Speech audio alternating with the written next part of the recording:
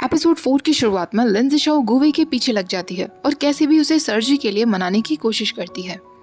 अचानक से उसका पैर फिसलता है। वो गिरने ही वाली होती है कि गुवे कहता है ये हॉस्पिटल है, यहाँ केयरफुल होकर चलो, और वो उसे संभाल लेता है।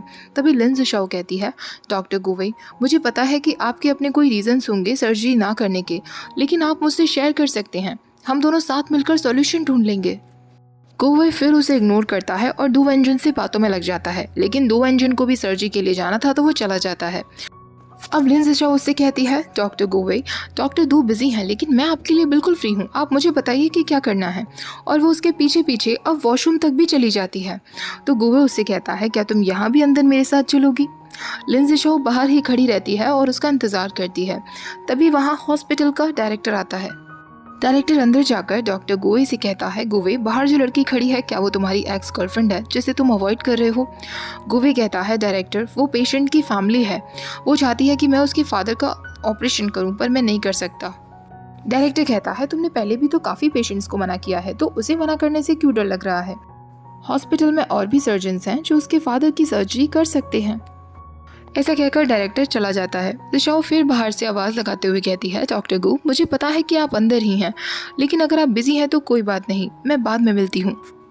लिन ज़िशाओ जब अंदर आती है तो वो देखती है वो बच्चा च्यू बहुत रो रहा था, क्योंकि उसकी सर्जरी डॉक्टर यान करने वाले थे, जबकि वो चाहता था कि डॉक्टर गू ही उसकी सर्जरी करें।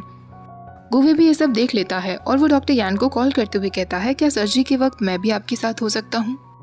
च्यू की सर्जरी डॉक्टर यान ही कर रहा था। गुवे सिर्फ वहाँ खड़ा था जिससे च्यू को अच्छा लगे। यान को सर्जरी करता हुआ देखकर गुवे अपने दिन याद करता है और फिर से सर्जरी करने की प्रैक्टिस करता है। सर्जरी के बाद गुवे अपने ऑफिस जा रहा होता है कि फिर उसे ज़िशाओ वहाँ खड़ी मिलती है और वो ज़िशाओ से कहता है, तुम सही समय पर आई हो, मुझे तुमसे कुछ बात करनी है। गुवे के ऑफिस में जाने के बाद लिन ज़िशाओ का हाथ उसकी टेबल पर रखे हुए एक पिगी बैंक पर पड़ता है। वो पिगी बैंक गिरकर टूट जाता है। गुवे उससे कहता है, ये पिगी बैंक मैंने च्यू के लिए लिया था क्योंकि च्यू का बर्थडे आने वाला है। लिन ज़िशाओ कहती है, मुझे माफ़ कर दो, मैं इसे अभी जोड़ देती हूँ। गुवे कहता है, कोई बात नहीं, जो टूट गया सो टूट गया, उसे वापस फिक्स नहीं किया जा सकता। लेकिन ज़िशाओ उसे काफ़ी सारे बैंडेज लगाकर जोड़ देती है।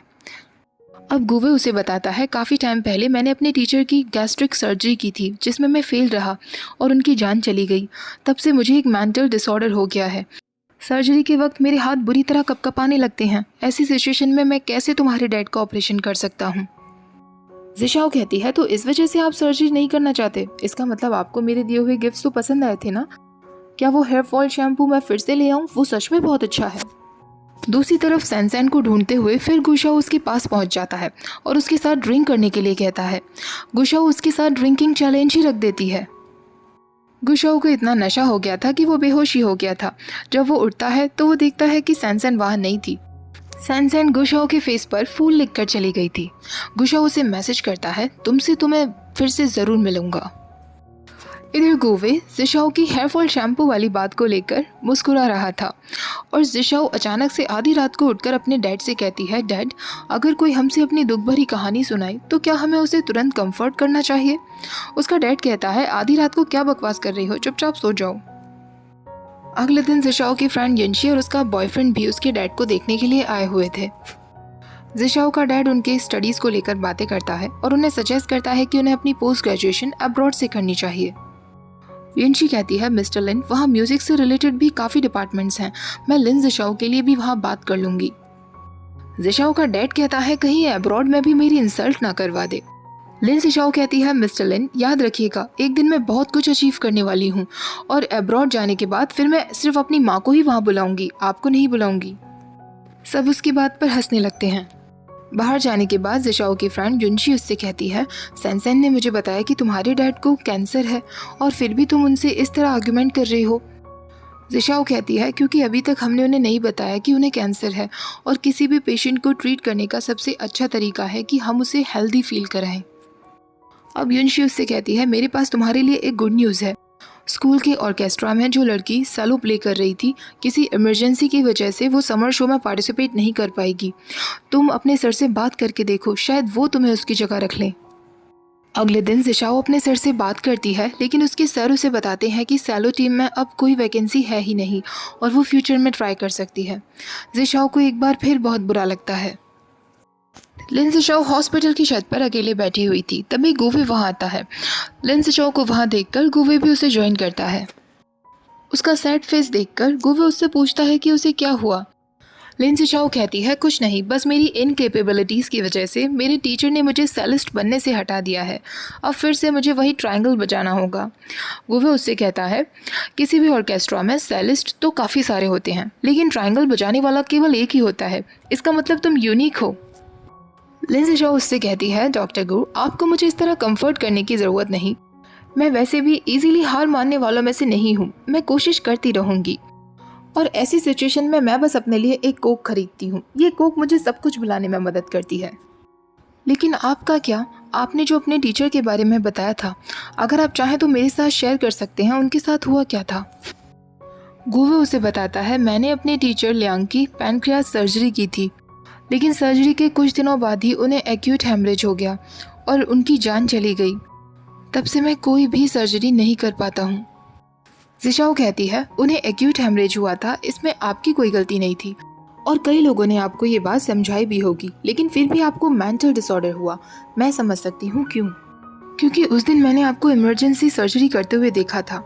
आप बिल्कुल जीनियस टाइप के दिखते हैं, जो ये सोचते हैं कि वो पूरी सिचुएशन को कंट्रोल कर लेंगे। आप खुद के ऊपर बहुत बड़ी रिस्पॉन्सिबिलिटी लेकर चलते हैं, इसीलिए पेशेंट के साथ जब कुछ गलत होता है तो आप खुद को ब्लेम करने लगते हैं। इसलिए आपको हेल्पलेस फील होता होगा, जबकि सच तो ये है कि कोई भी इसमें कुछ नहीं कर सकता था। गुवे कहता है, और तुम्हारा क्या? तुम्हें कभी हेल्पलेस फील हुआ है? जिशाओ कहती है, मैं इस टाइप की नहीं हूँ। इस तरीके की सिचुएशंस तो मुझे और आगे बढ़ने के लिए पुश करती हैं। तो गुवे कहता है, तुम्हारे जैसे बच्चे के लिए ये कहना आसान है। जिशाओ कहती है, अब आप मेरी इंसल्ट कर रहे हैं। मैं आपको किस एंगल से बच्ची दिखती हूँ? मैं एक मैच्योर लेडी हूँ। गुवे उससे पूछता है, तुम हॉचिंग यूनिवर्सिटी की स्टूडेंट हो ना? मैं भी 2006 में वही का स्टूडेंट था। जिशाओ कहती है, आप तो मेरे सीनियर हैं। आपको देखकर लगता नहीं कि आपकी एज इतनी ज़्यादा होगी। डॉक्टर गोवे, आपके पास गिफ्ट है कि आप एक अच्छे सर्जन हैं। क्या आपको पता है कितने लोग आपके जैसा बनना चाहते हैं?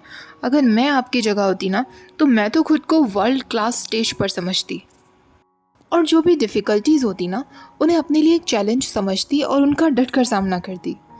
तभी जिशाओ को उसके फादर का कॉल आ जाता है, जो उसे अपने पास बुला रहे थे। वो डॉक्टर गोवे से कहती है, अब मैं चलती हूँ, और वो जाते जाते एक बार फिर उसे याद दिलाती है, डॉक्टर गो, मेरी नज़र में आप एक बहुत अच्छे डॉक्टर हैं।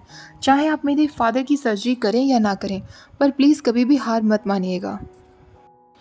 लिंजी शाओ अपने टीचर को मैसेज करती है, जिसमें उसने लिखा था, टीचर, मुझे पता है मैंने आपको निराश किया है। मैं बाकी के सेलिस्ट की तरह उतनी टैलेंटेड नहीं हूँ, क्योंकि मैंने कभी भी सेलो की बहुत प्रैक्टिस नहीं की थी, इसलिए मुझे उसे समझने में थोड़ा टाइम लगेगा। लेकिन मेरे पास एक यूनिक टैलेंट है, कभी हार ना मानना। प्लीज़ मुझे एक मौका और दे दीजिए। अभी मैं अपने फादर के साथ हॉस्पिटल में उनका ख्याल रख रही हूँ, लेकिन मैं प्रॉमिस करती हूँ मेरे पास जब भी समय होगा मैं सेलो की प्रैक्टिस करूँगी। दूसरी तरफ गुवे भी लिंजी शाओ की ही सारी बातों को सोच रहा होता है। तभी उसके पास दू अंजुन आता है, जो उससे कहता है, डॉक्टर गु, आपको जल्दी ही बाहर चलना होगा, बाहर एक इमरजेंसी है।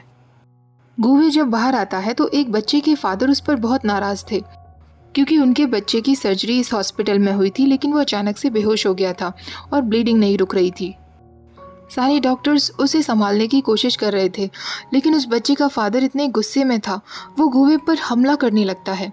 वो गुवे को मारने ही वाला होता है कि तभी जिशाओ ये सब देख लेती है और बीच में आ जाती है। जिशाओ के फोरहेड पर चोट लग जाती है और उसे ब्लीडिंग होने लगती है। गुवे उससे कहता है, तुम्हें इस तरह बीच में आने की क्या ज़रूरत थी? लिंजी शाओ कहती है, डॉक्टर गो, मैंने आपको बचाया है और आप मुझे ही ब्लेम कर रहे हैं। काश मेरी इस चोट के बदले में कोई मेरे फादर की सर्जरी कर देता। लिंजी शाओ को स्टिचेस लगने वाले थे, जिसके लिए उसे काफ़ी डर लग रहा था। गुवे उसके लिए बलून फुलाकर एक चिकन डॉल बनाता है, जो जिशाओ को बहुत क्यूट लगती है। गुवे उससे कहता है, ये मैंने चाइल्ड नर्स से बनाना सीखा था। इसको अपने हाथ में पकड़ो, फिर तुम्हें पता भी नहीं चलेगा कब तुम्हें स्टिचेस लग जाएंगे।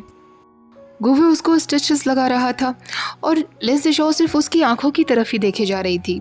और लिंजी शाओ उससे कहती है, डॉक्टर गु, आपकी आंखें कितनी ब्यूटीफुल हैं। और वो अचानक से कहती है, सॉरी, मेरे कहने का वो मतलब नहीं था। स्टिचेस लगने के बाद वो वहाँ से बाहर चली जाती है और फिर सोचती है मेरा चिकन बॉल तो अंदर ही रह गया। वो चिकन बॉल लेने के लिए वापस अंदर आ ही रही होती है कि तभी वो देखती है गुवे अभी भी बहुत घबरा रहा था। वो उस बच्चे के फादर की कही हुई सारी बातों को सोच रहा था। लिंजी शाओ उसका मूड अच्छा करने के लिए उससे कहती है डॉक्टर गु, अगर आप फ्री हैं तो क्या आप मेरे साथ एक जगह चलेंगे। पहले गु उसे मना करता है, लेकिन लिंजी शाओ कहती है मैंने आपकी जान बचाई है, आपको मेरे साथ चलना होगा। लिंजी शाओ उसे अपने स्कूल के म्यूजिक क्लब में लेकर आती है और विंडो के थ्रू उसे अंदर जाने के लिए कहती है। लिंजी शाओ उसे बताती है ये हमारे स्कूल का ट्रेडिशन है, सारे स्टूडेंट्स प्रैक्टिस के लिए इस तरह विंडो के थ्रू ही आते हैं। लेकिन गोवे को विंडो के थ्रू जाने में अजीब लग रहा था, तो लिंजी शाओ उससे कहती है आप जैसे अच्छे स्टूडेंट सच में मेरी समझ में नहीं आते, कोई बात नहीं, मैं आपके लिए दरवाज़ा खोल देती हूँ, आप दरवाजे से अंदर आ जाना। वो जैसे ही गेट की तरफ जाती है तो गोवे ऑलरेडी उसे दरवाजे को खोलकर अंदर आ गया था। जिशाओ कहती है इस दरवाजे पर आज कोई लॉक नहीं है। तो गोवे कहता है तुम्हारी सर की चोट की वजह से कहीं तुम्हारे दिमाग पर कुछ असर तो नहीं हुआ। जिशाओ कहती है बिल्कुल भी नहीं। अब जिशाओ उसे अंदर लेकर आती है और उससे कहती है डॉक्टर गु, जब मैं छोटी थी तो मेरे ग्रेड्स बहुत बुरे होते थे, मैं हमेशा सोचती थी कि मैं क्या करूँगी। तब मुझे एक सीनियर मिला था जिसने मुझे आगे का रास्ता दिखाया था और वो ही मुझे उस विंडो से लेकर आया था। हम दोनों में एग्रीमेंट हुआ था कि जब भी मैं ह्वाचिंग यूनिवर्सिटी ज्वाइन करूंगी हम दोनों साथ में यहाँ स्टेज पर होंगे, और तब से मैं यहाँ डेली आती हूँ और मैंने ये एक्सपीरियंस आपके साथ भी शेयर किया। गोवे उससे कहता है तो क्या तुम मेरे लिए आज सॉन्ग गाओगी। लिंजी शाओ तुरंत स्टेज पर जाती है और गोवे के लिए सैलो बजाने की एक्टिंग करती है। गोवे सच में उसे सैलो बजाते हुए इमेजिन करने लगता है और मुस्कुराने लगता है। अब लिंजी शाओ उससे कहती है डॉक्टर गु, पहली बार जब मैं आपसे मिली थी तो मैंने आपको गलत समझ लिया था, लेकिन अब धीरे धीरे जब मैं आपको जानने लगी हूँ तो मुझे लगता है कि आप एक बहुत अच्छे इंसान हैं, बहुत अच्छे डॉक्टर हैं। और यहीं पर हमारा एपिसोड 2 खत्म हो जाता है। वीडियो पसंद आया हो तो लाइक शेयर, चैनल को सब्सक्राइब करना मत भूलिएगा। Thank you for watching, bye bye.